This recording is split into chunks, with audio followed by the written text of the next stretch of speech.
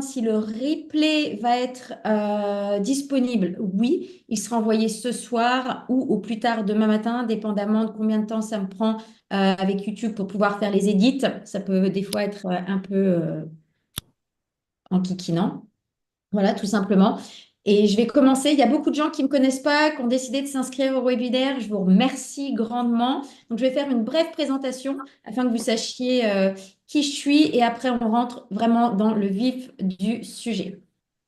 Hop. OK.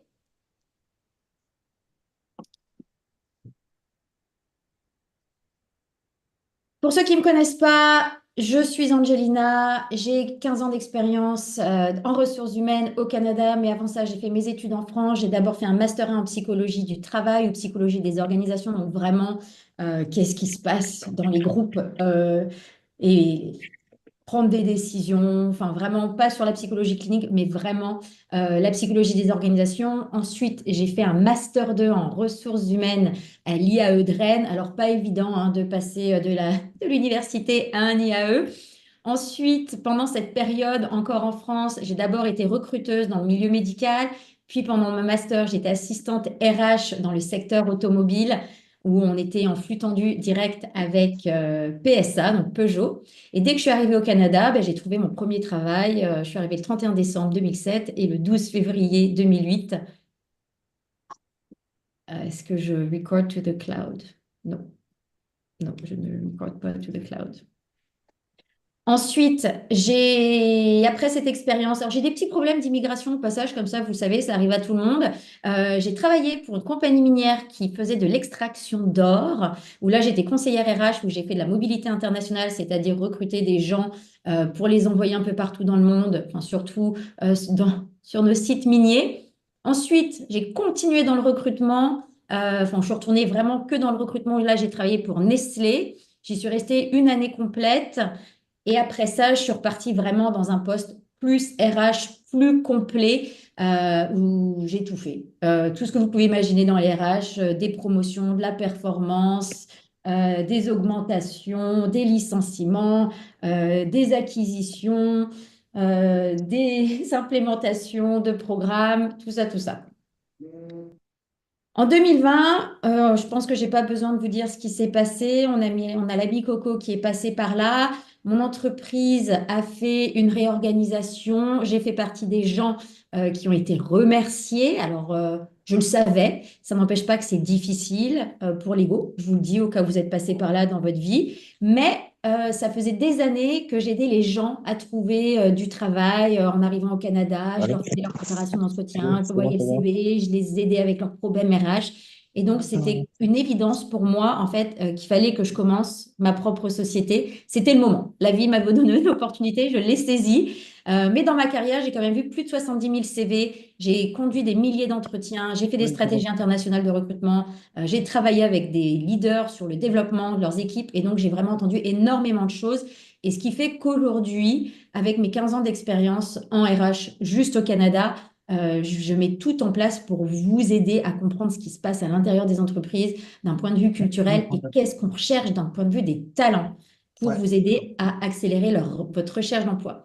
Donc, j'ai vraiment commencé Can Link People, donc Can comme Canada, Yes We Can, Link parce que c'est vraiment le lien et People parce que c'est le cœur de mon métier. Donc, voilà l'explication du nom de mon entreprise. Depuis 2021, j'ai commencé vraiment Ouais. officiellement avril, mai 2021. J'ai accompagné plus de 400 Ouais. clients. La moyenne de mes clients trouvent du travail en moins de 3 mois, c'est-à-dire souvent 2 mois après le début de leur Je candidature. J'ai voulais des clients en vous 4 semaines ou en envoyer 8 semaines. Et ça, c'est juste vraiment en prenant en compte les processus de recrutement qui peuvent prendre du temps. J'ai aussi certains clients qui trouvent depuis la France ou même depuis d'autres pays étrangers avant d'arriver au Canada. J'ai des clients qui travaillent c'est pour ça reste possible Salesforce, la aussi. Banque Scotia, Desjardins, Aviva. Aviva, c'est les assurances. H&M, Air Canada. J'ai aussi quelqu'un qui a travaillé, qui travaille chez Google. Et jusqu'à Ça fait présent, longtemps. et j'espère que ça va continuer comme ça, j'ai plus de 65 revues Ok. sur Google et c'est seulement des 5 étoiles. Exactement, ouais. Pour vous donner une brève idée Ouais. de tous ces clients, j'ai Inès qui, elle, Ouais. pendant un an, avec un profil très recherché en informatique, n'a pas eu d'entretien. Elle a eu un entretien en un an, ce qui est quand même absolument Non, fou. non, non, c'était, Elle- oui. Est-ce que... J'ai reçu un message, j'espère que vous m'entendez. Non, non, non, non, en fait, c'est ce que tu disais par rapport Je au cours de continue Japon. mon histoire. J'ai donc Inès qui, après avoir Exactement travaillé ça.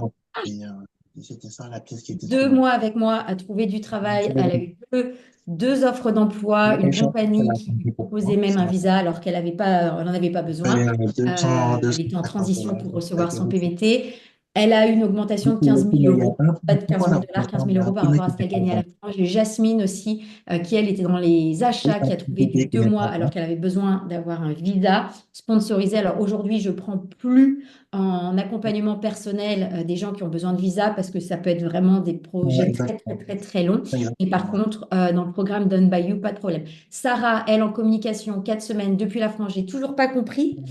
Aujourd'hui, quand les gens trouvent du travail en 4 semaines, je suis Donc, impressionnée pour sinon, eux. c'est Pas que je ne celui crois qui pas en ma voulait. méthodologie, mais c'est quand même très, très, très, très beau. Audrey dans l'art, Colline en RH et Florence en marketing. Voilà, vraiment, Ça a j'ai pu, des ça a centaines et pu, des, enfin, j'ai vraiment ça a coûté deux plusieurs trois dollars par cas dollar comme avant. ça.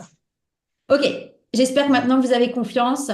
Et qu'est-ce que j'offre? J'offre des accompagnements complets en Je suis one-on-one, allé c'est-à-dire et le individualisés et reproducteur. personnels, ou un cours qui s'appelle Don't Worry You Hired, Done by You, où là vous avez tous les cours CV, interview, stratégie de recherche d'emploi, optimisation de votre profil LinkedIn, négociation de salaire, plus les appels de groupe le mardi où je réponds à toutes les questions et donne des indications sur quelles sont les prochaines étapes pour vraiment accélérer tout ça et répondre Moi, à j'ai chaque. vu que Dorian, Ok, comment adapter mon CV au standard canadien? Je ne vais pas vous mentir, je viens de faire un bootcamp il y a à peine un mois, vendredi, je me 4 heures et demie de cours. Donc évidemment, c'est pas en une slide suis que Excusez-moi, bonsoir. vous pourrez Bonsoir toutes les Angelina, informations je me nécessaires. permets de... Néanmoins, je vais vous donner les grandes lignes.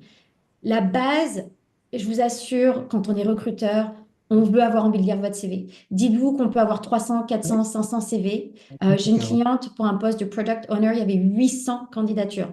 Imaginez-vous, 800 candidatures. Donc, quand on doit revoir, et c'est qu'un seul job, un recruteur, quand c'est son job à temps plein, il peut avoir 10 ou 15 jobs pour lesquels il recrute à ce moment-là. Ok. Vous devez avoir Je envie comprends. de donner au recruteur Moi, comme l'envie j'ai de dit, lire votre CV. Donc ça, c'est votre job, que ce soit d'abord, ça paraît très simple et complètement idiot de vous dire ça, mais je peux vous dire que j'en vois encore des CV où je me dis, j'ai pas envie de le lire, c'est trop condensé, il n'y a pas d'espace, il y a des couleurs dans tous les côtés.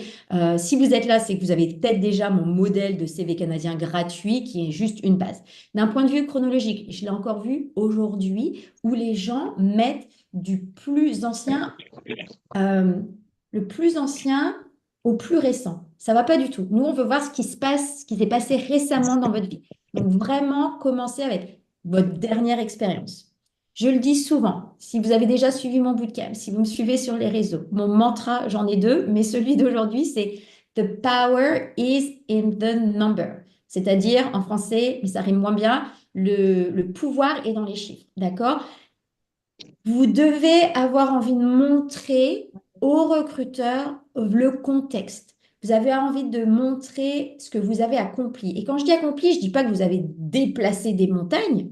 C'est juste être capable de montrer, ben, en faisant ça, voilà le résultat. Et ce n'est pas nécessairement pour toutes les responsabilités. Mais si dans votre CV, vous dites quelque chose, j'ai optimisé, j'ai amélioré, eh ben, ça veut dire qu'il y a forcément un retour positif derrière ça. Donc, assurez-vous d'avoir des chiffres. Et évitez, bien sûr, de mentionner des informations personnelles comme l'âge, la photo, votre statut marital, combien d'enfants. Ce ne sont pas des informations pertinentes. Je ne l'ai pas mis là sur cette slide, mais le plus important dans votre CV, c'est de vous demander est-ce que cette information est pertinente ou pas. Donc vraiment, je sais qu'en France, sur les CV, je dis en France, mais c'est mon point de repère, on est très le titre, le type de le nom de l'entreprise pour laquelle j'ai travaillé, alors qu'au Canada, on aussi, j'ai un master, donc voilà. Mais en fait, pas du tout. Au Canada, ils vont d'abord regarder vos responsabilités. Et je sais que c'est très dur pour vous de vous dire, ah ben, qu'est-ce que j'ai fait? Mais le plus important, c'est de répondre aux besoins du recruteur. Voilà, 3 heures et demie de cours en 3 bullet points, mais je vous ai donné la base parce que c'est... Commencez par ça, je vous assure, ça va déjà changer la donne de votre CV. Comment optimiser votre profil LinkedIn pour attirer les recruteurs? Pourquoi d'abord je vous dis qu'il faut optimiser votre profil LinkedIn? Je sais qu'en France, on n'est pas encore à fond, à fond, à fond sur LinkedIn, mais en Amérique du Nord, LinkedIn, c'est un peu la base. Les gens qui font du réseautage, on a une phrase en Amérique du Nord qui dit Your network is your net worth. C'est-à-dire que votre réseau, c'est votre valeur, un petit peu, en gros. C'est-à-dire que il faut que vous soyez présent sur LinkedIn, il faut que vous ayez une brand. Vous êtes la brand, c'est votre marque en fait, votre profil LinkedIn. Mais surtout, LinkedIn, les recruteurs s'en servent énormément pour aller trouver des talents. Donc, il faut que vous sachiez ce que vous devez améliorer. J'ai fait un reel qui est sorti la semaine dernière, je crois, où je vous parlais de LinkedIn recruteur pour que vous sachiez exactement ce qu'il y a sur la plateforme, ce que voient les recruteurs. Et je vous ai montré que la version light LinkedIn recruteur, où il y a 8 filtres en particulier. Donc, allez sur mon Instagram, allez voir le reel, allez lui mettre un petit like, ou peut-être un petit commentaire. Mais il y a vraiment une section clé. C'est la section compétences. D'accord? Cette section compétences, c'est là où le recruteur va écrire des mots-clés. Les mots-clés vraiment qui sont importants, ça va être les mots, on va dire là, sur les hard skills, donc les skills qui sont techniques. Vous pouvez marquer, si vous voulez, travail d'équipe, sauf que le recruteur, il va jamais aller chercher dans ses skills quelqu'un qui est capable de travailler en équipe, c'est presque donnant-donnant. Mais pensez plus à je suis en marketing, je travaille avec Drupal, je travaille avec, je sais pas moi, qu'est-ce que j'utilise moi? ConvertKit, j'utilise Hootsuite, j'utilise InDesign, j'en sais rien. Des choses qui sont très spécifiques et que vous voyez très très souvent dans les descriptifs de poste que vous voulez mettre en avant parce que c'est peut-être cette skills en particulier que va chercher le recruteur parce qu'il va se baser sur le descriptif de poste. J'ai par exemple un de mes clients hier qui me dit, non, c'est bon, j'ai juste écrit ça parce que ça englobe tout ça. Sauf que le recruteur, il va peut-être être beaucoup plus spécifique et il va pas chercher quelque chose qui englobe. Euh, En dessous de votre nom, vous avez de la place, je crois qu'il y a encore 150 caractères. Vous pouvez ajouter certaines compétences techniques. Vous pouvez faire ressortir pas votre titre, J'ai déjà vu. puisqu'il y a déjà des titres dans vos jobs. Là, par exemple, je reprends mon exemple. Une gifle monumentale. Ouais, mais en fait, c'est ça. Benchmark, Ouais, mais peut-être que vous avez une des noirs, moi, spécialité ça me dérange. B2B et B2C, c'est peut-être ça que vous voulez mettre en avant. Et le pire, c'est pas Mais en lui. tout cas, mettez en avant des Le choses pire, c'est le gars, moi, j'ai vu par un rapport à bateau, votre prendre domaine. des esclaves à cette époque-là. La photo de profil. On n'entend pas Angelina. Je vous assure, il y a À des un tas de moment, sous le sujet. Ça paraît bête de dire une photo de profil professionnelle, mais je pense que c'est ta important. personne, ta personne. J'ai un exemple concret d'un de mes Et, clients qui dit pas de photo, pas d'appel. Tout simplement. Il y a que des esclaves. Une photo professionnelle, qu'est-ce que ça veut dire? On jette tous à la mer, attachés les uns aux C'est autres. on regarde devant soi, on a un petit sourire, on n'a pas de photo de vacances derrière. Je ne dis pas nécessairement d'avoir les bras comme ça avec un photoshoot, mais essayez d'avoir vos yeux à peu près aux trois quarts. Voilà, c'est à peu près ça une photo pro. Et demandez des recommandations à votre réseau. Pourquoi? Parce que ça renforce la crédibilité. On est dans ce cas-là, c'est un peu comme si on avait des références, mais de manière informelle, en fait, tout simplement. Ça donne une bonne image de vous. Si, par exemple, vous allez voir mon profil, vous allez voir, j'ai des gens avec qui j'ai travaillé, des collègues, une ancienne boss, enfin plusieurs boss d'ailleurs, une de mes employées. Ça donne une idée générale de qui je suis comme collègue, comme manager, comme employé, tout simplement. Quelles sont les meilleures plateformes pour chercher un emploi au Canada? Alors, il y en a des tas, mais vous les connaissez. Indeed.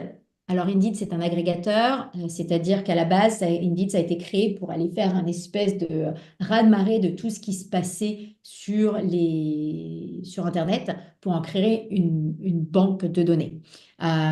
C'est aussi un job board, c'est-à-dire là où on peut mettre les annonces parce que les entreprises peuvent sponsoriser. Sachez qu'Indeed coûte beaucoup moins cher que LinkedIn, voir si ce n'est pas gratuit, si c'est juste Indeed qui a fait un raz-de-marée de ce qui se passait sur Internet. LinkedIn, très souvent beaucoup plus des jobs, on va dire, corporate, avec des entreprises qui ont les moyens de payer une annonce sur LinkedIn. Glassdoor, Je vous en ai mis quelques-uns, mais il y a aussi des plateformes locales comme Jobboom ou Job Illico au Québec. J'aurais pu mettre un accent sur Québec, je suis vraiment désolée. Ou des plateformes qui peuvent être beaucoup plus spécifiques à votre industrie. En com et en marketing, on a Isarta. J'ai travaillé dans le secteur minier, il y a Career Mine. Donc, c'est aussi peut-être une opportunité pour vous de regarder des plateformes spécialisées dans et vous marquez le secteur ou l'industrie dans laquelle vous êtes. Je ne les connais pas tous. Il y en a des tas et des tas. Donc, je vous donne les plus gros, mais je peux vous assurer que j'ai fait des recherches pour une de mes clientes qui est dans le non-profit. Il y a aussi une plateforme pour le non-profit. Enfin, il y a énormément de plateformes. Je vous ai donné les plus importantes et comment trouver les plateformes spécifiques. Est-ce que vous devez mentionner votre statut d'émigration sur votre CV ou en entretien? Alors, sur votre CV, moi, je mets toujours autorisé à travailler au Canada. Pourquoi? Parce que ben, si on ne le sait pas, on n'a pas envie de vous appeler, on n'a pas envie de vous sponsoriser, surtout si vous n'avez pas encore d'expérience au Canada, tout simplement. Est-ce que vous ne soyez pas, si on vous en entretien, dites pas que vous avez un PVT ou si vous sur votre CV marquez pas PVT, ça probablement pas ce que c'est. Euh, et dépendamment de la manière dont il vous pose la question en entretien, la chose à savoir, c'est que vous êtes autorisé à travailler au Canada. De toute manière, quand vous allez avoir un job, vous allez devoir rentrer votre numéro de sécurité sociale, donc le NAS ou le SIN number en anglais. Et là, votre numéro va commencer par un 9. Et donc, à partir de ce moment-là, de toute manière, si on ne vous a pas posé la question au préalable, quel type de visa vous avez, on sait que vous êtes sous un visa temporaire. Et là, généralement, on va vous demander sous quel type de visa ou permis de travail, tout simplement. Ou réseauter au Canada. Alors, il y a le réseautage. Je voudrais que vous sachiez, c'est quand même important que je le dise. Le réseautage, c'est pas aller dire à quelqu'un, bonjour, je cherche du travail. On le sait à un moment donné que vous allez chercher du travail. Mais le but du jeu, c'est surtout de créer du lien. Imaginez-vous si quelqu'un dans la rue vous dit, bonjour, je cherche du travail. Vous connaissez Nidan d'Idadev. Pourquoi? Elle va vous dire, ok, bah super, merci, passe une bonne journée. C'est pourquoi on va vous aider si on ne vous connaît pas. Tout ça, c'est des théories que j'ai étudiées en psychologie sociale. Mais il faut d'abord créer du lien. Je pense que ça vous paraît normal quand je vous le dis. Donc, où est-ce que vous pouvez aller créer du lien? Alors, soit vous pouvez aller à des événements de meet-up, si vous allez à des salons de votre industrie pour aller rencontrer d'autres professionnels qui font la même chose que vous. Bien sûr, si vous allez à des salons emploi, on est sûr que là, on n'est pas sur la création de liens, entre guillemets, parce que vous avez un salon de l'emploi, donc techniquement, vous cherchez du travail, mais vous avez quand même envie de créer du lien avec la personne. Vous avez envie de lui dire, ah, bonjour, je me suis renseignée sur votre entreprise, j'ai vu que vous faisiez ça. Qu'est-ce que vous faites pour cette entreprise? Ça fait combien de temps que vous travaillez pour eux? Qu'est-ce que vous aimez chez eux? Quel type d'emploi vous recherchez? Et là, vous laissez dérouler. Mais pour créer du lien, il faut s'intéresser aux autres avant de vous intéresser à vous. Vous pouvez également entrer directement en contact avec des professionnels de LinkedIn. Alors, LinkedIn, je le dis tout le temps, qui aime être sur LinkedIn, les chercheurs d'emploi, les chasseurs de tête et les entreprises qui ont besoin de parler de leur actualité. Donc, ça peut prendre du temps de créer du lien avec LinkedIn. J'ai des clients pour qui ça marche très, très bien. J'ai des clients pour qui ça marche moins bien. Est-ce que vous demandez aux bonnes personnes? Est-ce que vous adressez aux bonnes personnes? Si vous dites, je vais aller parler directement au CEO, il y a de grandes chances que le CEO, il n'ait pas le temps de vous parler, en fait, tout simplement. Mais est-ce que vous allez aller parler à des gens qui font le même type de métier que vous? Et vous allez aller leur poser des questions sur leur métier. Et plus vous y mettez en avance sur le réseautage, avant d'arriver au Canada, plus vous avez un peu un vous êtes un petit peu en avance dans votre game, j'ai envie de dire. Pourquoi? Parce que vous ne faites pas encore peur, vous ne dites pas que vous cherchez du travail, vous êtes en fait en train d'optimiser votre recherche d'emploi, vous êtes curieux, vous vous intéressez, vous êtes organisé et c'est ça qu'on voit. Comment répondre aux questions d'entretien au Canada? Alors, il faut que je dise attention, ça dépend. D'accord? Parce que ça dépend de la taille de l'entreprise. Plus l'entreprise est grosse, plus elle est structurée, plus il y a des RH derrière. moins on est dans le subjectif par rapport aux entretiens et donc plus on va être sur une base très claire. Ce qui se passe en entretien au Canada, avec mon expérience en ayant travaillé pour des grosses entreprises plutôt que des petites entreprises, c'est qu'on est très structuré. Et donc, on a des questions qui ressortent toujours un peu de la même manière. Donc, dans les questions de pré-entretien, c'est-à-dire souvent quand c'est le moment de parler avec un RH, c'est le pré-entretien, c'est les 15-30 minutes. On va s'assurer que vous communiquez bien. Pouvez-vous vous présenter? Pourquoi cette entreprise? Quelles sont vos forces? Quel est votre point d'amélioration? Quelles sont vos attentes salariales? Qu'est-ce que vous savez de la société? Voilà, ça et ces questions sont aussi disponibles dans le guide gratuit que vous avez déjà probablement pris avec des modèles de réponse. Euh, mais quand on vous pose des questions dites de comportement, il faut répondre. Ça, c'est vraiment pour vous. Je dis il faut, mais en tout cas, c'est une structure de base qui vous aide à répondre de manière très concise. La situation, la tâche, l'action, le résultat. Ce qui se passe, c'est que quand on va en entretien, si on n'est pas préparé, ou même si on est préparé mais pas suffisamment bien, mais tout d'un coup, on part dans une explication et on se perd. Vous avez, vous avez quasiment 2 minutes pour convaincre, en fait. Donc ça vous aide vraiment à être concis. Donc, qu'est-ce que c'est la situation, tâche, action, résultat pour une question de comportement, une question de comportement, c'est pouvez-vous me parler d'une situation où, alors là, je ne sais pas, je vous donne un exemple comme ça, pouvez-vous me parler d'une situation où vous avez amélioré un process? Lorsque je travaillais pour cette entreprise, nous avions un process qui ne nous permettait pas de faire ça. Ce que j'ai fait, c'est que j'ai regardé les requirements dont on avait besoin ou les datas dont on avait besoin. J'ai map out complètement le process. Je me suis rendu compte qu'à ce moment-là, c'est là où on avait un bottleneck, où ça bloquait, je ne sais pas. Et grâce à ça, en un clic, on pouvait voir exactement patati patata. Je vous le fais vraiment en gros. J'aurais peut-être dû vous préparer un meilleur exemple. Mais il faut vraiment être capable de donner des exemples concrets. Donc vraiment, garder toutes les responsabilités et qualifications du descriptif de poste et préparer des réponses pour chacune d'entre eux. Comment négocier votre salaire au Canada? Alors, d'abord, je pense qu'il y a une stratégie. D'accord? J'aurais peut-être dû le mettre dans l'autre sens. Avant de vouloir négocier votre salaire au Canada, dites-vous que techniquement, le but du jeu d'un employeur, c'est d'attirer des talents et c'est pas de payer le moins possible les gens. Mon expérience avec mes clients, c'est qu'ils commencent tous au prix du marché, enfin, au prix, oui, c'est un prix, au salaire du marché et dans leur domaine. Il n'y a pas, c'est pas un employeur qui dit, tiens, je vais prendre un chiffre au hasard, il est nouveau au Canada, je ne vais pas le payer. Non, lui, il veut des talents. Vous êtes une ressource. Vous êtes quelqu'un qui va apporter une valeur ajoutée pour l'entreprise. Euh, Néanmoins, dans votre stratégie, et je l'ai vu avec une de mes clientes, et ça a marché pour plusieurs d'entre elles d'ailleurs, parce que il ne faut pas oublier qu'au Canada, on peut avoir des promotions assez rapidement. Ça, je l'ai vu.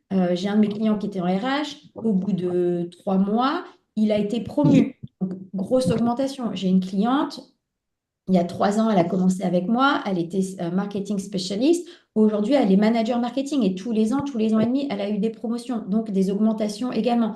Personnellement, alors, je devais être soit très très bonne dans mon job ou je ne sais pas, mais j'ai toujours eu des très très grosses augmentations. Ce n'est pas le cas de tout le monde. Et si vous êtes bon, euh, votre salaire va augmenter. Donc, ce que je veux dire par là, d'un point de vue de la stratégie, parfois, ça vaut le coup d'être un tout petit peu en dessous et pas ne pas être payé, hein. Une de mes clientes récemment, sur le descriptif de poste, le salaire était à 75.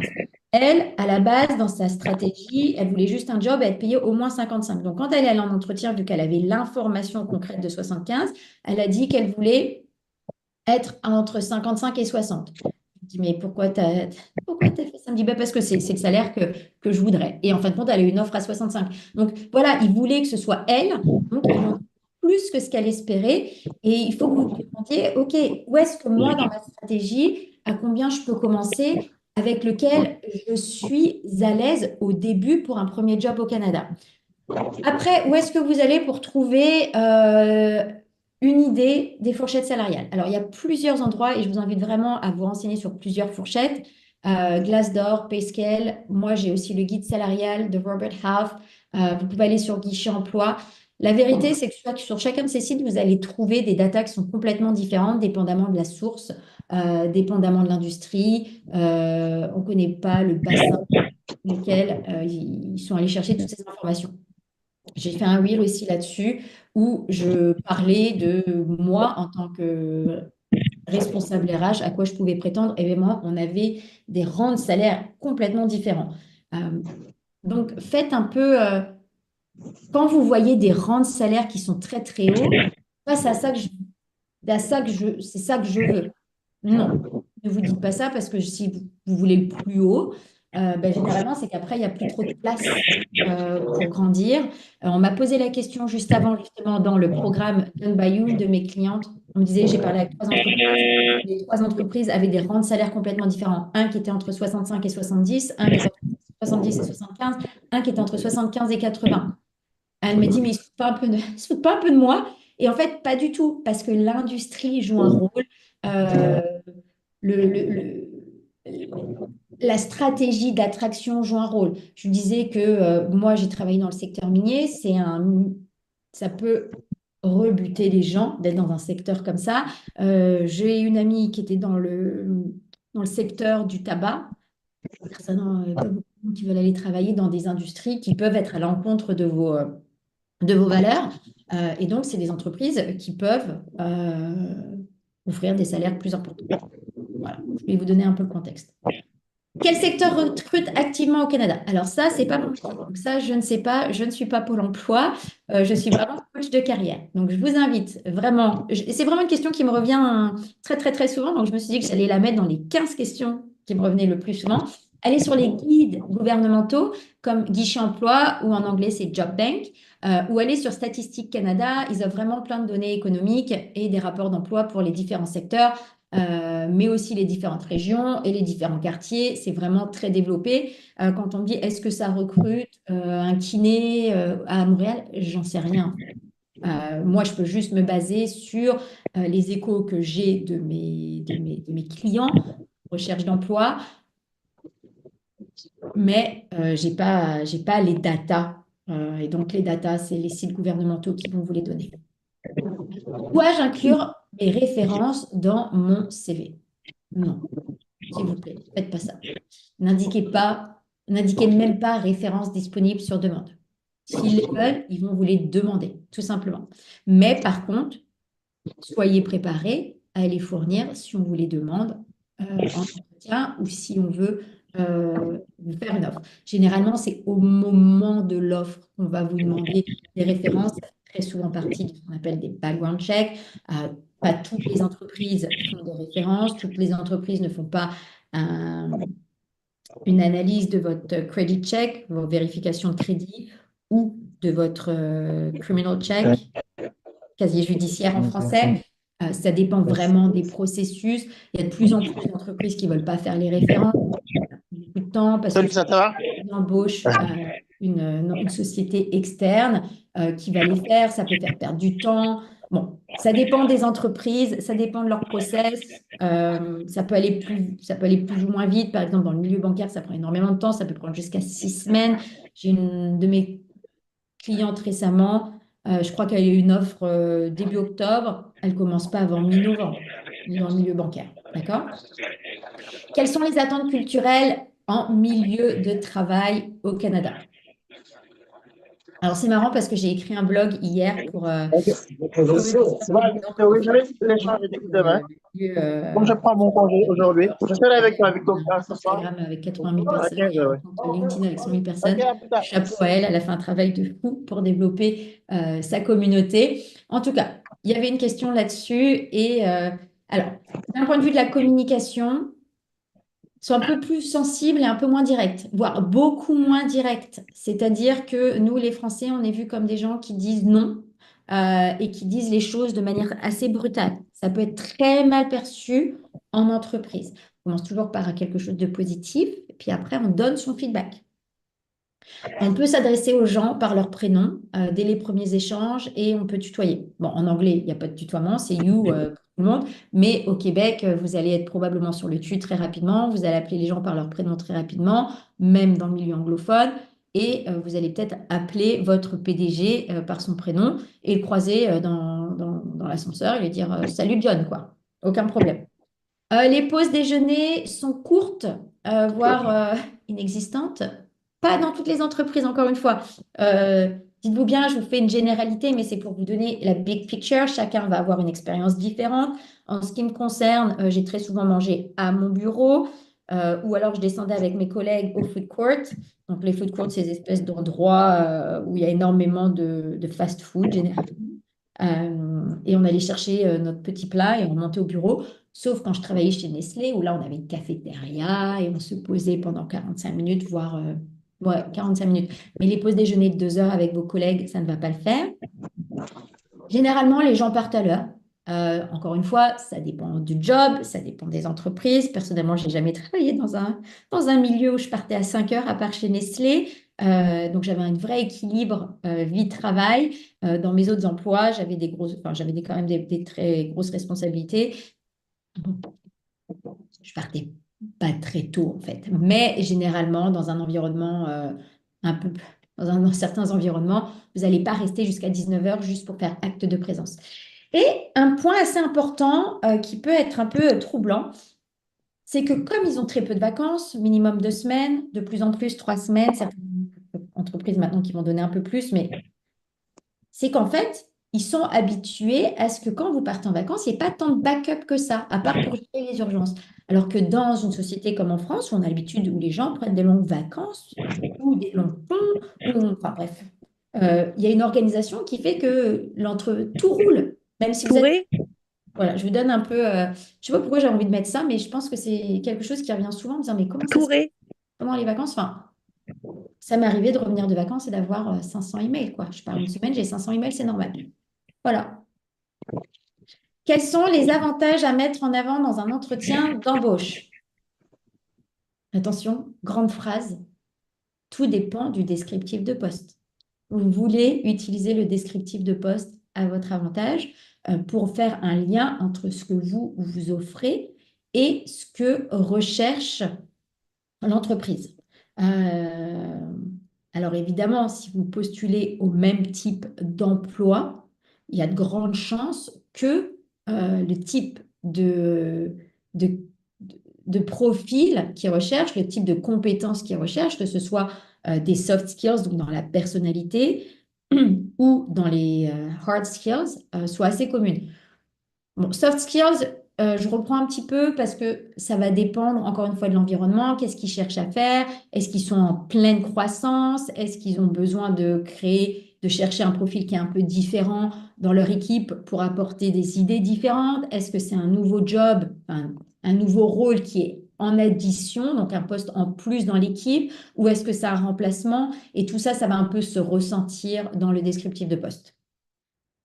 Voilà, donc les avantages à mettre en avant, c'est que vous avez déjà, c'est pour ça que c'est des behavioral questions, des questions de comportement, parce qu'on pense que les comportements que vous avez déjà eu dans le passé ont plus de probabilité de se reproduire dans le futur. Donc, si vous êtes capable de démontrer que dans le passé, vous avez déjà fait quelque chose, ils se disent que vous allez probablement être capable de le refaire dans le futur pour eux. Comment préparer une lettre de motivation convaincante? Bien évidemment, tout ce qui est entretien, CV, LinkedIn, salaire, tout ça, c'est dans le programme Done by You, plus moi qui vous aide vraiment pour répondre à vos questions. Donc, comment préparer une lettre de motivation convaincante? Bon, déjà, on va commencer par la base. Je ne comprends pas aujourd'hui pourquoi on demande encore des lettres de motivation. Bon, déjà, ça, c'est une base. Bon, même Google, si vous allez sur leur site Google et que vous regardez ce qu'ils disent sur leur processus de recrutement, ils disent que vous pouvez envoyer votre lettre de motivation, mais c'est pas sûr qu'ils aient le temps de la lire, en fait. Néanmoins, la lettre de motivation, pour moi, je l'ai utilisée quand j'étais en recrutement. Je ne les lisais pas très souvent, mais ça pouvait m'arriver de les lire quand je voyais le potentiel dans le CV de quelqu'un, mais que j'arrivais pas à voir comment j'allais expliquer ça à un gestionnaire. Donc, je m'en servais comme preuve ou voir si dans cette lettre de motivation, ça me confortait dans ma décision que dans le CV, je pouvais voir le potentiel, même si le CV n'était pas très bon. Mais ce n'est pas tous les RH qui vont s'embêter avec ça, hein. Ça va dépendre de plein de facteurs. Est-ce qu'on n'a pas encore trouvé de candidats? Est-ce qu'on n'a pas assez de candidats? Est-ce qu'on a déjà des candidats, mais on trouve que ce CV il est quand même bien en fin de compte? Enfin, il y a quelque chose. Alors, des fois, on a juste un gut feeling. Ça s'appelle l'expérience, tout simplement. Quand on a vu beaucoup, beaucoup, beaucoup, beaucoup de CV, des fois, on se dit, bon, je sens qu'il y a quelque chose, mais est-ce que c'est là ou pas, quoi? Donc, pour moi, ça permet de mettre en avant certains points du CV. Si vous avez téléchargé mon modèle de CV gratuit, vous avez été prompté, si vous le souhaitiez, d'avoir mes 50 modèles d'email déjà écrits pour vous, ainsi qu'une lettre de motivation. En plus, il y a les prompts que j'utilise de ChatGPT, donc il n'y a plus qu'à prendre le modèle, copier, coller, hop, écrire la prompt, ça se fait tout seul. Donc, vraiment donner une explication par à votre CV, mais aussi, c'est vraiment pas recopier votre CV, c'est vraiment être capable un peu de donner du contexte pour expliquer votre parcours et qu'est-ce qui fait que vous êtes qui vous êtes. Alors, je vous le dis tout de suite, s'il y avait bien un truc qui m'agaçait quand je lisais des lettres de motivation, c'était oui, je veux travailler pour vous parce que je suis dramatique quand je vous le fais là avec mon ton, mais c'était vraiment je veux travailler pour vous parce que vous êtes une super entreprise. Eh, s'il vous plaît. On sait bien que vous avez écrit la même lettre de motivation à tout le monde, au moins pour nous dire à quel point, en tant qu'employeur, on a été formidable. C'est pas le moment de faire de la lèche, je suis désolée de le dire comme ça, c'est plutôt le moment, vous, de vous vendre et de vous dire ce que vous allez apporter à l'employeur. Oui, je suis très honnête. Voilà. Comment répondre à la question, quelle est votre faiblesse? Bon, déjà, cette question aussi, elle est débile, mais pas tant que ça. D'accord? On ne l'aime pas, cette question, parce qu'on est là, mais pourquoi on pose cette question? Le but du jeu, c'est pas nécessairement de vous piéger. Le but du jeu, c'est surtout de savoir si vous êtes conscient, self-aware, de ce que vous avez amélioré. Personne n'est parfait, d'accord? Et en plus, une faiblesse, ça peut... Il n'y a pas vraiment de faiblesse, c'est vraiment un point amélioré, mais un comportement, ça peut être un avantage dans une certaine situation, comme ça peut être un désavantage dans une autre situation. C'est ça que je veux mettre en avant. Donc l'idée, c'est, ils veulent savoir si vous êtes aware de quelque chose. Donc, utilisez une faiblesse qui n'est pas essentielle au poste, au job. Quand je dis poste, c'est le job. Ne dites pas, par exemple, ils cherchent quelqu'un de bilingue. Ne dites pas, c'est quoi ton point d'amélioration? Mon point d'amélioration, c'est l'anglais. Non, s'il vous plaît. Ils veulent quelqu'un de bilingue. Ne leur dites pas que vous ne l'êtes pas. Trouvez autre chose. Expliquez les actions que vous avez mises en place pour vous améliorer. Donc, vous devez améliorer votre public speaking. Donc, c'est-à-dire que vous êtes mal à l'aise pour parler en public. Qu'est-ce que vous faites en place? Eh bien, vous en êtes conscient.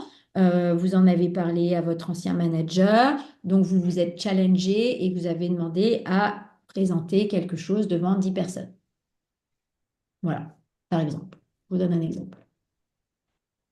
Comment bien se préparer pour un entretien vidéo? Donc, quand je dis entretien vidéo, j'aurais dû être plus précise. Il y a deux types d'entretien vidéo. Alors, le premier, c'est en fait les pré-entretiens. Donc, plutôt que de parler à un recruteur qui va vous appeler pendant 15 ou 30 minutes et vous poser les questions de base de pré-entretien, ils vont vous envoyer un lien où vous allez répondre en vidéo tout seul à ces questions, tout simplement. Ou alors, là, c'est vrai que j'aurais dû être plus claire, ou l'entretien vidéo comme vous allez parler au manager qui ne va pas vous faire vous déplacer et qui va juste vous faire votre entretien en vidéo comme quand on était encore en période coco. Donc, vraiment, s'il vous plaît, testez votre équipement à l'avance, votre caméra, C'est-à-dire, où est-ce que vous vous situez là? Est-ce que votre tête, elle n'est pas trop haute? Est-ce que vous n'êtes pas comme ça en train de regarder en bas? Est-ce que vous êtes bien aligné? Votre micro, est-ce qu'il fonctionne? Est-ce que votre connexion est bonne? Est-ce que ce n'est pas le moment où Zoom va décider de se remettre à jour? Donc vraiment, faites ça un peu à l'avance là. Connectez-vous 15 minutes avant pour vous assurer que Zoom se mette. Ça arrive, je vous assure que ça arrive que tout d'un coup, Zoom, on ne sait pas pourquoi, dit, hop, je vais faire un petit update. Euh, donc assurez-vous de ça. Choisissez un endroit calme, professionnel, avec un bon éclairage. Par exemple, n'ayez pas une fenêtre derrière vous qui fait qu'on ne va pas vous voir, ça va faire un contre-jour. Donc un mur blanc. Mais pourquoi on ne voit plus? Je, je partage mon écran, mais on ne me voit pas en fait. Je me rends compte de ça, je parle, je parle, je parle, mais vous ne me voyez pas. Ça doit être chiant en fait si vous ne me voyez pas, parce que je bouge beaucoup.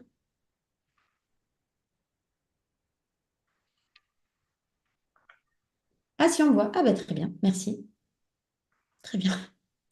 Parce que je vois l'écran, je ne me vois pas. Réalisation. Bref, je ferme ça. Donc un endroit calme, professionnel, pas votre ordinateur sur les genoux, parce que on l'a déjà vu. Donc ça bouge, donc ça fait pas très pro. Donc ce genre de choses, c'est vraiment important. L'arrière-plan, ben, évitez peut-être d'avoir la cuisine ou assurez-vous de savoir comment flouter le fond. Mais généralement, un fond blanc derrière, enfin un fond blanc, un mur derrière, ça peut le faire. Je devrais peut-être moi mettre des plantes. Ce serait peut-être pas mal en fait. Next.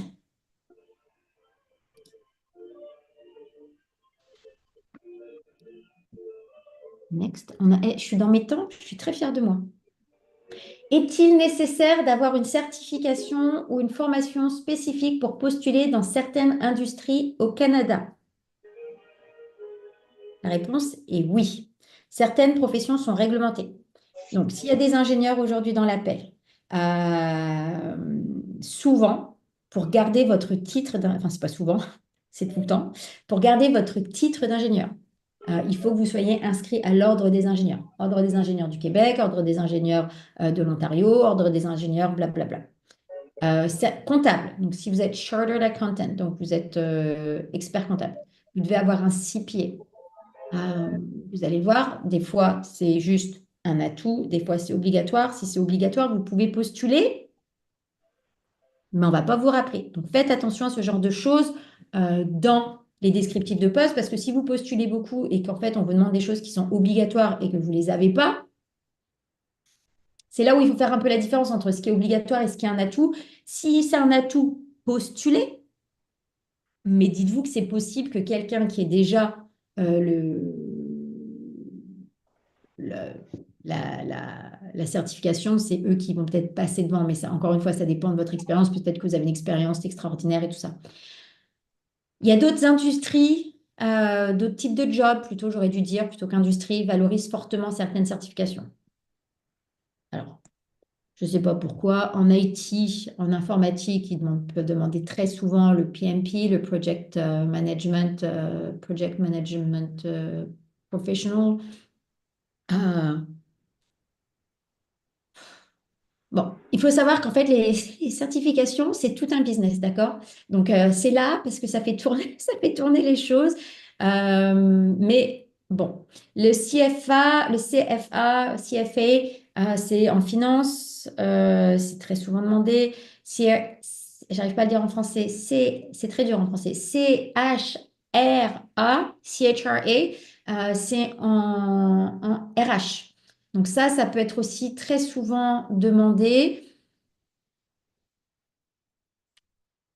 C'est un peu un moyen de faire le tri, hein. Donc voilà, dites-vous qu'il y a il y a vraiment des certifications qui sont obligatoires, il y a des certifications qui sont valorisées et qui vont être demandées.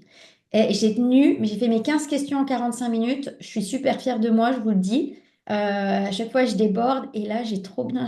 Excusez-moi, je me fais des petits commentaires. Je suis fière de moi. Je vais regarder les questions et je vais voir ce qui s'est passé. Je vais prendre 10-15 minutes pour y répondre. Je voulais quand même vous dire tout ça. c'est dans parce que je ne suis pas rentrée dans les détails par rapport à ce que je faisais comme accompagnement. J'ai quand même un accompagnement qui s'appelle le Done by You, où dedans, il y a vraiment tout, le CV, la préparation d'entretien. Mais quand je dis tout, c'est des vidéos, mais c'est aussi des tas d'outils. Dans la préparation d'entretien, je vous explique comment anticiper les questions, je vous montre comment utiliser le descriptif de poste, je vous donne 65 questions en français et 65 questions en anglais avec des modèles de français, enfin des modèles de réponse en français et en anglais. Je vous donne tout sur la négociation de salaire, comment choisir un salaire, qu'est-ce qu'il y a dans votre salaire. Je vous donne un outil Excel avec déjà des formules pré-rentrées pour que vous puissiez exactement savoir, pas seulement ce qu'il y a dans le salaire, mais dans la rémunération totale, parce que des fois, le salaire, il peut être attirant, mais vous n'avez rien à côté. Enfin, tout dépend si vous avez besoin vous avez besoin d'avoir une très bonne mutuelle, ce genre de choses. Il y a votre stratégie de recherche d'emploi. Postuler en ligne, c'est pas suffisant. Une stratégie de recherche d'emploi, postuler en ligne, c'est on attend. Bah alors, si vous avez un très bon CV, normalement, ça le fait parce que vous avez fait le travail. Mais dans le milieu actuel, vous ne pouvez pas être passif en fait dans votre recherche d'emploi. Il faut que vous ayez une stratégie, il faut que vous alliez de l'avant, il faut réseauter, il faut que vous preniez votre courage à deux mains. Je sais que c'est difficile, mais la stratégie de réseautage, selon votre industrie, votre milieu, votre type de job, il ne se fait pas de la même manière. Donc tout ça, c'est là, c'est disponible. Il y a évidemment comment créer votre CV canadien percutant, c'est ce que je vous disais. J'ai fait un bootcamp qui a duré... c'était censé durer 3 heures, je crois que j'ai passé plus de 4 heures, 4 heures et demie avec des modèles de CV à l'intérieur. Et bien évidemment, les appels de groupe que j'ai mis en place depuis le début d'année pour répondre à vos questions et vous y avez accès non-stop. Donc, il y a voilà, les 6 modules, 40 vidéos courtes et simples à suivre, mais vraiment très, très, très pragmatiques, hein. Vous avez bien vu, j'aime pas le blabla, je ne vais pas vous raconter des trucs qui ne sont pas utiles pour votre réussite. Les 130 questions en français, en anglais, regroupées par catégorie de questions les plus posées pour que vous puissiez trouver l'information rapidement. Vous allez gagner énormément de temps, vous n'allez pas passer des heures sur Google et plus vite vous allez trouver du travail, moins vous allez taper dans vos économies. On ne va pas se mentir, là, le Canada, c'est très cher. Le replay va vous être envoyé. Je vais arrêter de partager l'écran. Je vais regarder vos questions. Et j'y réponds maintenant. Ah, bah si, non, mais j'ai oublié. Si. Je vous parle du Done by You. Je ne vais pas faire de promotion en long, en large, en travers. Vous n'allez pas en entendre parler sur mes réseaux sociaux. Par contre, pour vous encourager déjà, félicitations d'être là, mais pour vous encourager à investir en vous et vous soutenir dans votre recherche d'emploi au Canada, je vous envoie un coupon de 33% qui sera valable seulement jusqu'à dimanche. Et donc, vous pouvez payer en une fois ou en 6 mensualités. Si vous êtes en 6 mensualités avec la promotion, enfin avec le coupon que je vous donne, on est si je ne me trompe pas, moins de 70 € par mois. Donc voilà, donc c'est à la place de 600, j'arrondis, à la place de 597 €, on est à 399 €. Et donc c'est spécialement pour vous encourager dans votre recherche d'emploi. Ok, j'arrête de partager mon écran et je réponds à vos questions. Ok, hop, j'ai arrêté mon écran et je rentre dans les questions. Tac, tac, tac, tac, tac, tac, tac. Donnez-moi 2 secondes. Vous avez été au taquet. Ok, ton micro est activé. Là, c'était tous les oui parce que vous me voyez. On a le son.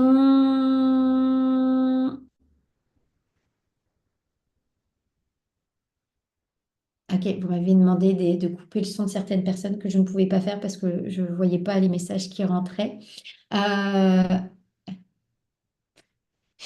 ne sais pas. Je sais pas. J'espère que la conversation était intéressante. Ok. Ok, peux-tu couper le micro? Est-ce que vous pouvez me dire quand même le temps que je trouve les questions que vous m'avez envoyées? Est-ce que vous pouvez me dire, est-ce que ça vous a été utile? Est-ce qu'il y avait des choses qui vous ont... Est-ce que ça vous a plu, ce format que j'avais encore jamais fait? Moi, si vous me dites que ça vous plaît, je vais continuer parce que j'ai encore quinzaine de questions qui me sont très souvent posées. Donc, si ça vous plaît, c'est court, ça va vite, mais ça vous donne les informations dont vous avez besoin. Et je pense que je vais en faire de plus en plus des petites présentations comme ça.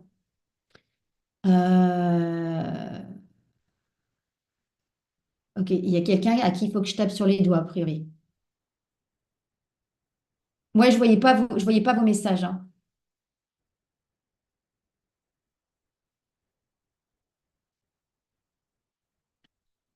Excusez-moi, je vois vos messages, je m'excuse. C'est vrai, j'aurais dû utiliser le mode webinar et pas une réunion classique. Ben, en fait, c'est ce que je pensais avoir fait. Je ne sais pas qui a écrit ce message et c'est pour ça que j'étais sur YouTube à la base. Je suis désolée, j'ai pas vu, j'étais dans mon truc. Oh là là. Peut-être que dans le replay, ça va pas s'entendre. Il parlait plus fort qu'Angelina. Eh ben dis donc, je suis désolée. Je vais pas pouvoir. Oh là là là là là là. Bon, attendez. C'est bon. Dis donc, ça a pris une demi-heure avant qu'il coupe son micro. Il a disparu. Alléluia. Oh là là, ces beaux messages sont drôles, mais c'est pas drôle du tout. Ok. Aïe, aïe, aïe, aïe, aïe, aïe. Ok. Sur le CV autorisé à travailler au Canada, mais si on est encore en attente sur Arima, alors dans ce cas-là, vous n'êtes pas. Ok, je commence. Comment faire si on n'a pas une certification, par exemple celle de IT dont tu as parlé? On doit obligatoirement la passer, ça peut coûter cher.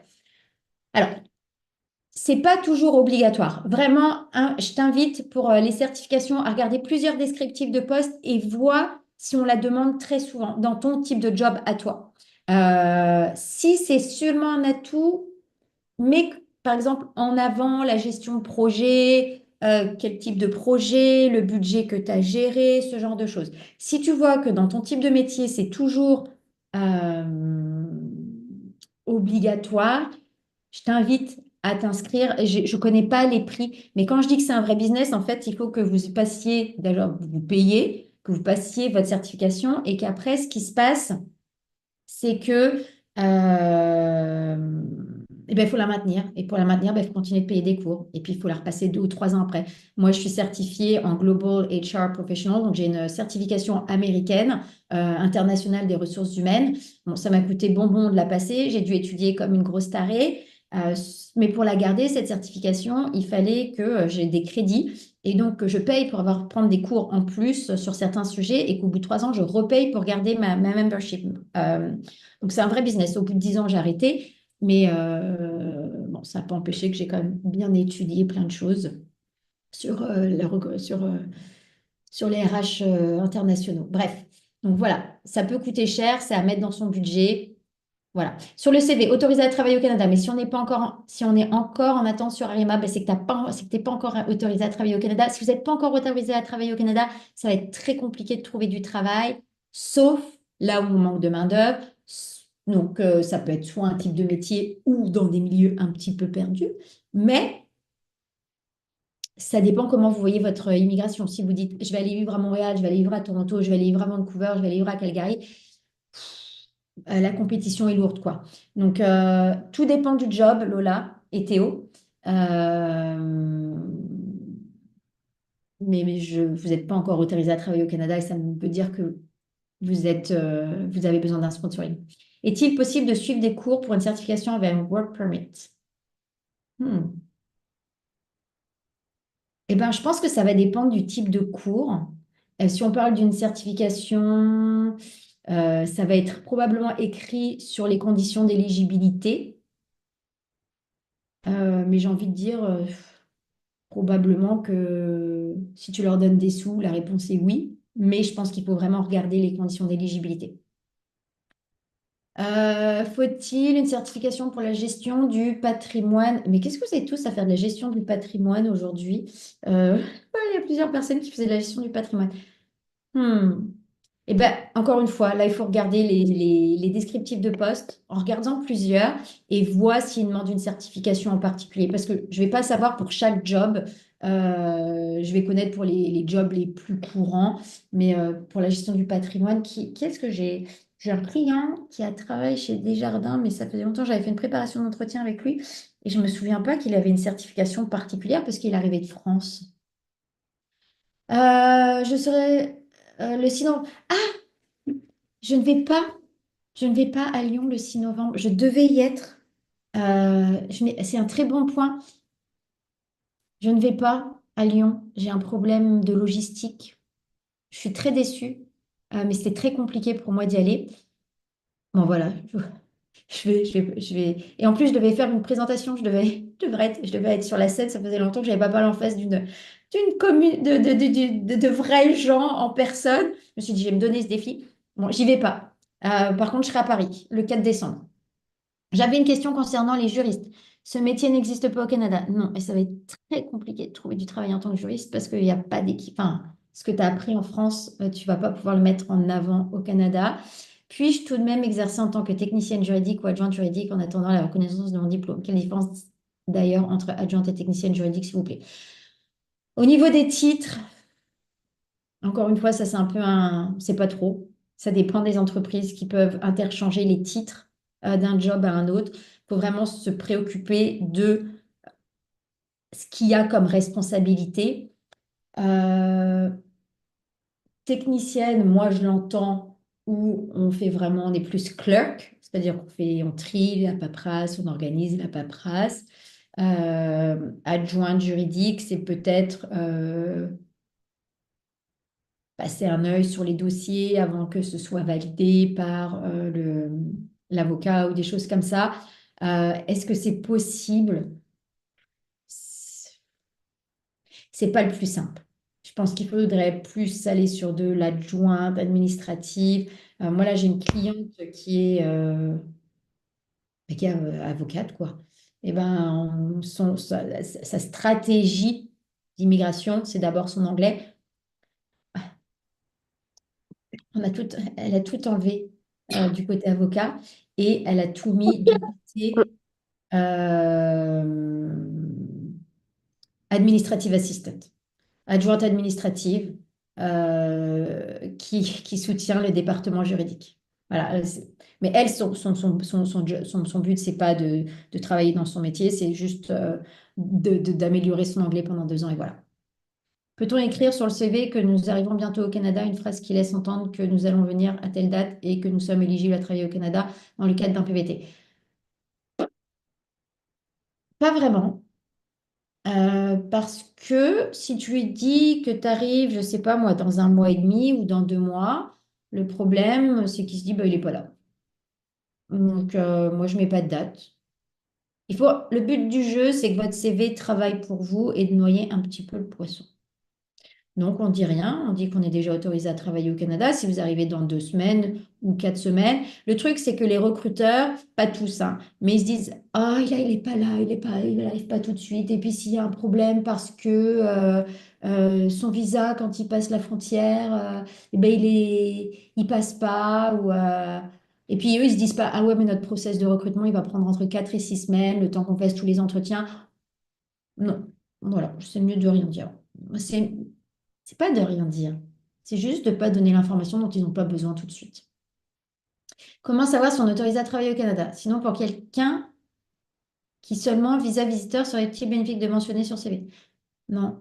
Déjà, ça va être très compliqué en seulement visa visiteur de trouver du travail. Pourquoi, posez-vous la question, pourquoi un employeur va prendre quelqu'un qui n'est pas autorisé légalement à travailler au Canada quand il a tout un bassin de personnes pour travailler au Canada? Encore une fois, est-ce que dans ce cas-là, vous faites du réseautage et puis vous allez essayer d'aller trouver du travail là où il n'y a personne? Est-ce que vous avez des aptitudes vraiment qui sont très recherchées? Enfin, ça dépend du type de métier.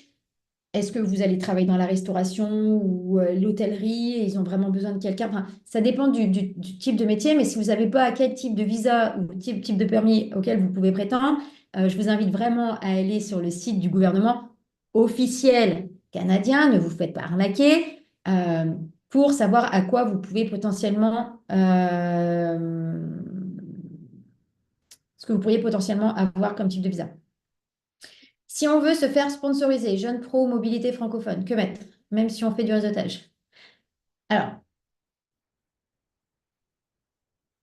mobilité francophone, ils sont pas toujours chauds les marrons. Mes jeunes pros, ce qui est important, c'est de faire comme si tu allais en entretien normal et qu'ils te veuillent et qu'ils tombent amoureux de toi. Je vais faire une analogie avec la vie personnelle. Le but final, c'est que tu veux te marier. Bon, ben, quand tu vas aller en date, mon père, il m'a dit, c'est quoi un date? Et ma petite sœur, qui est beaucoup plus jeune que moi, elle dit, mais un date, c'est un rencard. Donc voilà, si tu vas en date, tu vas pas aller dire à la personne tout de suite, moi, mon but, c'est de me marier avec toi, ou mon but, c'est de me marier, donc est-ce que tu es chaud pour qu'on se marie? Ça va peut-être venir un peu plus tard. Bon, ben là, c'est un peu la même idée. Tu veux que la personne, elle voit tes compétences, elle voit, tu vois, elle est déjà dans, dans l'attachement. Ah, j'aime bien cette personne, nanani, nanana. Le but du jeu, c'est vraiment, vraiment, vraiment en fait de toujours rassurer l'employeur et de lui faire comprendre que c'est très, très facile, que c'est un accord entre la France et le Canada, qu'il n'y a absolument aucun risque, que tu lui montres peut-être un screenshot ou aller sur le site de PVT. Je crois ils ont quelque chose là-dessus vraiment pour aider à expliquer ce que ça engendre pour l'employeur.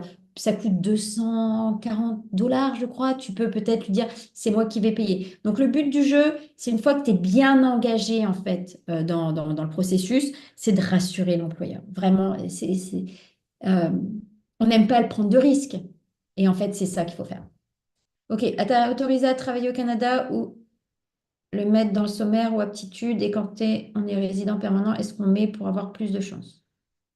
Oui, oui, si vous n'avez pas d'expérience au Canada, autorisé à travailler au Canada ou résident permanent, c'est un peu redondant. Ils savent ce que ça veut dire.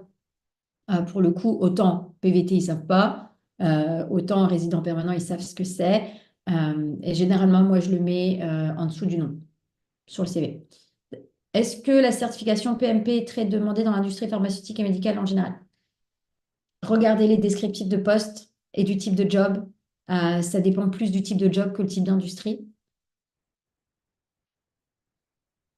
Format très cool, mais prochaine fois, il faudrait que tu puisses couper le micro des autres car on a pas mal galéré à te suivre. Oi, oi, oi, oi, oi, oi, oi, j'ai peur. J'ai peur de regarder le replay du coup. Oh. Peut-être que je referai, vous savez quoi? Vous savez ce que je vais faire?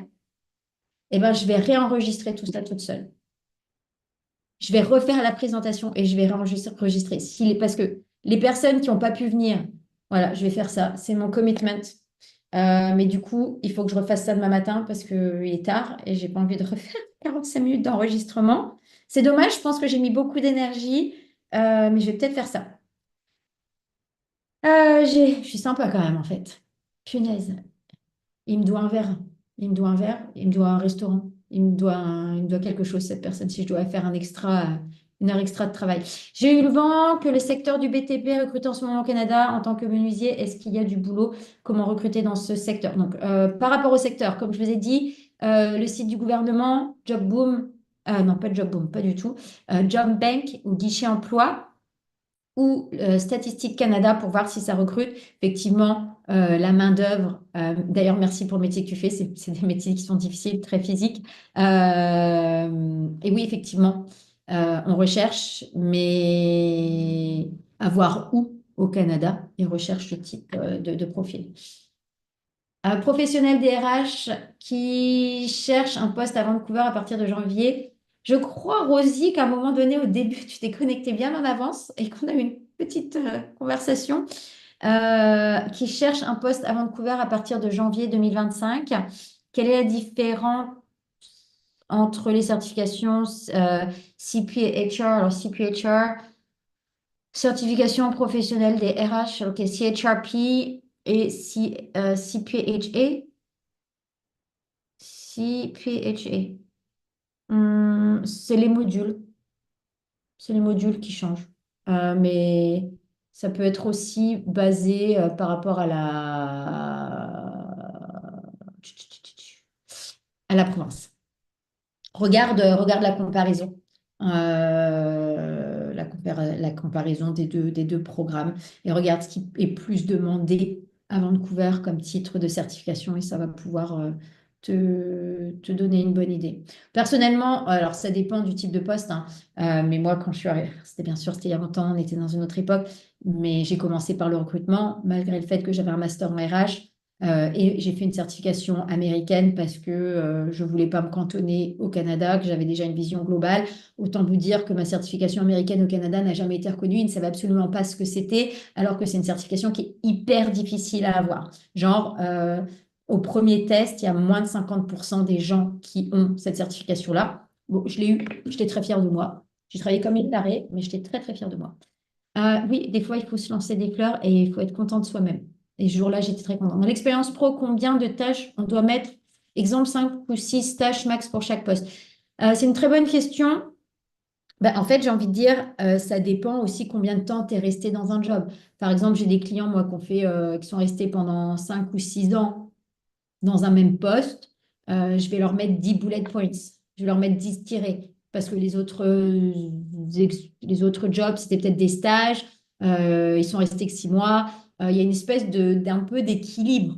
J'ai une cliente qui, justement, là, est restée 4 ans au même endroit. Elle avait que 5 ou 6 tirés. Et pour les expériences où elle est restée que 6 mois, elle avait aussi 5 ou 6 tirés, ce qui n'avait pas trop de sens. Donc, vraiment, c'est plutôt qu'est-ce que tu as besoin de mettre en avant selon le nombre, selon le temps que tu es resté.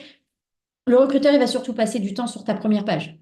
Donc, c'est surtout sur la première page que tu veux mettre en avant les skills qui sont recherchés. As-tu des conseils pratiques pour réseauter dans les salons de l'emploi? Il y en a un jeudi à Toronto, mais je ne sais pas trop comment m'y prendre. OK. Alors, j'ai envie de dire, déjà, va te rendre sur les stands là où il y a le moins de personnes. Parce que s'il n'y a personne, eh ben, ils vont être contents que quelqu'un aille leur parler et puis ils vont avoir plus de temps pour toi surtout. Parce que c'est sûr que si tu vas sur un stand où il y a beaucoup, beaucoup de monde, tu vas être un peu réduit dans la masse. Comme je le disais, j'espère que vous avez entendu, parce que je ne sais pas maintenant ce que vous avez entendu ou pas entendu. Euh, le but du jeu, c'est surtout de créer du lien, de leur poser des questions.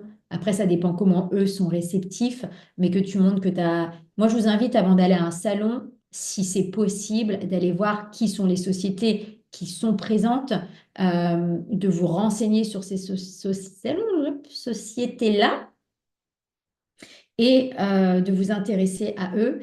Et ensuite, de leur poser la question comment vous, potentiellement, votre Arthur, Arthur, Arthur, j'aurais dû voir que c'est tout le monde. Arthur, je crois qu'on se parle, toi et moi, et tout ça, on peut en parler, mais le but du jeu, c'est que tu ailles voir plutôt les entreprises.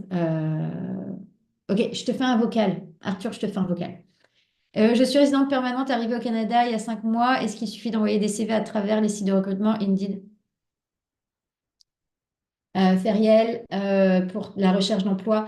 La recherche d'emploi, tu as là le recrutement, enfin, ta recherche d'emploi passive et ta recherche d'emploi active. Ta recherche d'emploi passive, c'est ce que je disais, si tu postules en ligne et puis que tu attends, tu espères, tu pries, tu manifestes, mais dans une masse de candidatures, postuler, c'est bien, mais ça peut être ne pas suffisant. Je trouve vraiment que depuis le début de l'année, on est vraiment sur quelque chose de beaucoup plus difficile et que, il faut être dans une stratégie de recherche d'emploi plus dans l'actif, quoi. Cette fameuse cliente qui était product owner et qui a quand même été en entretien face à 800 autres candidats, 800 autres candidats. Euh,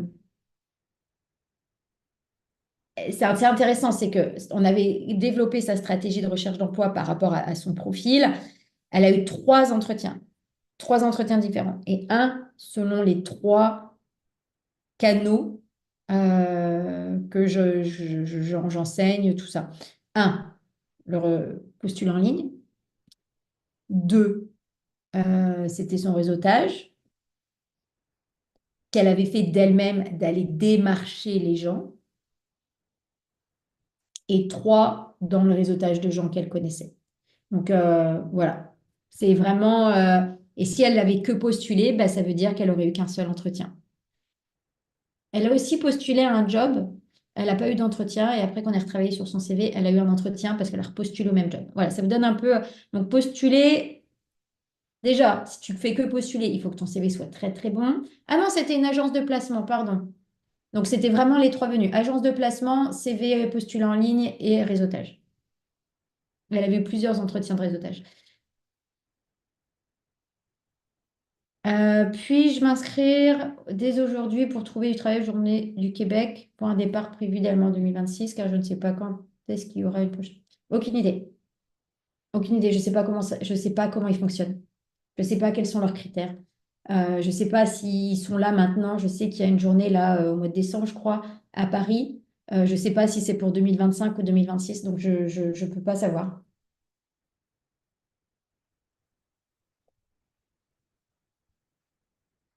Dans le CV, il faut mettre en avant les expériences pertinentes en lien avec l'emploi visé, tout à fait. Et jusqu'à combien d'années peut-on remonter? 10 ans. Ouais, 10, 15 ans, ça dépend. Ça dépend du type de job pour lequel tu postules. Si tu arrives là en RH, c'est sûr que si tu arrives en RH, tu vas pas prendre un poste de... Enfin, il y a de grands... tu vas pas pouvoir avoir un poste de responsable RH ou un poste de HRBP. Même si tu as énormément d'expérience, à part si tu as déjà un super réseau, ça va être compliqué. Donc, tu vas vouloir repasser par la porte généraliste et tu vas peut-être vouloir amoindrir un peu ton expérience. Des fois, je le fais avec mes clients, hein. J'amoindris un petit peu l'expérience. Comment savoir si on est autorisé à travailler au Canada? Bon, ça, il faut que vous alliez sur le site. C'est un problème si vous savez pas encore si vous êtes autorisé à travailler au Canada. Allez vraiment sur le site du gouvernement, le site officiel du gouvernement canadien sur le site de l'immigration. Peut-on écrire sur le CV que nous arrivons bientôt au Canada? Ok, ça je l'ai déjà lu. Doit-on réintituler nos expériences en France avec d'intitulé? Oui, tout à fait. Les titres, il faut que ça matche, c'est mieux.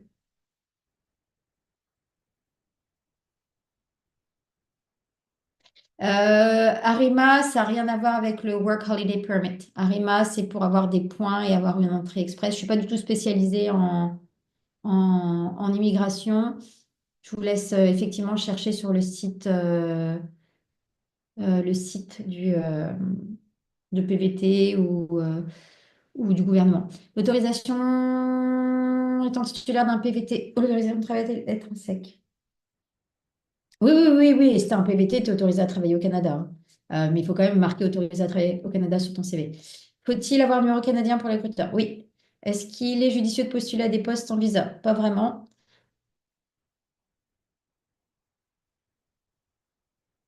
Ok. Career il recrute des profils juniors. Je ne sais pas s'il recrute des profils juniors. Je ne connais pas chaque site pour savoir quel type de job. Allez regarder, j'en sais rien. Merci à tous. Est-ce que vous pouvez me refaire... merci pour tous ceux qui ont dit que c'était super intéressant. Je regarde un peu le replay pour voir si c'est un audible. Audible, c'est un bon mot, je ne sais pas. Merci encore. Voilà, ben si ça vous a plu, je recommencerai. Donc n'hésitez pas à me refaire un petit message si vous ne l'avez pas déjà fait pour que moi, ça me valide tout ça. Et si c'est pas audible, eh ben, demain matin, je me retape un petit enregistrement pour que ce soit agréable pour tout le monde. Donc, si je renvoie pas le replay ce soir, merci de votre patience. Et je vous remercie d'être venu. À très, très bientôt. Bye bye.